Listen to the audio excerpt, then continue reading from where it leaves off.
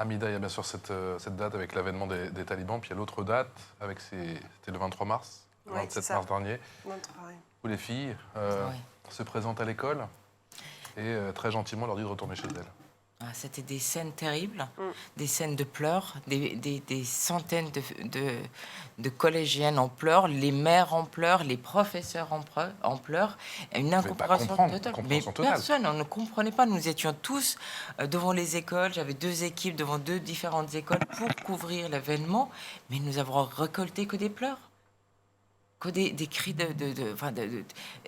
d'incompréhension.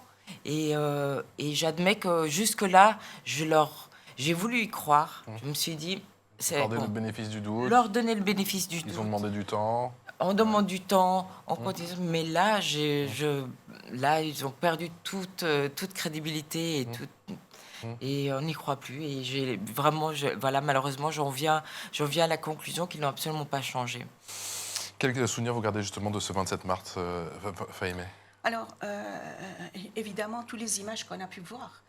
Mais c'est quelque chose que je me suis dit, finalement, quand on regarde les talibans version 1, avant 2001, ils n'ont pas du tout changé, puisque quand vous lisez ce qu'ils ont fait, ils avaient interdit, à cette époque, les filles, à partir de 8 ans, d'aller à l'école, en disant, on va attendre que la situation soit... Donc, on a exactement en face de même discours avec les talibans.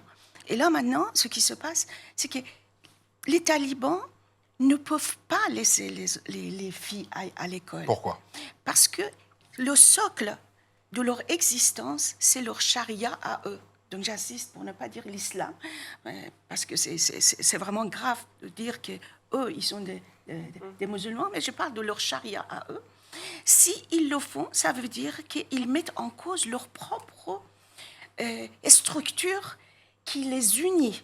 Et c'est pour ça qu'il y en a quelqu'un qui ont dit on va les faire partir à l'école pour avoir notre reconnaissance par la communauté internationale.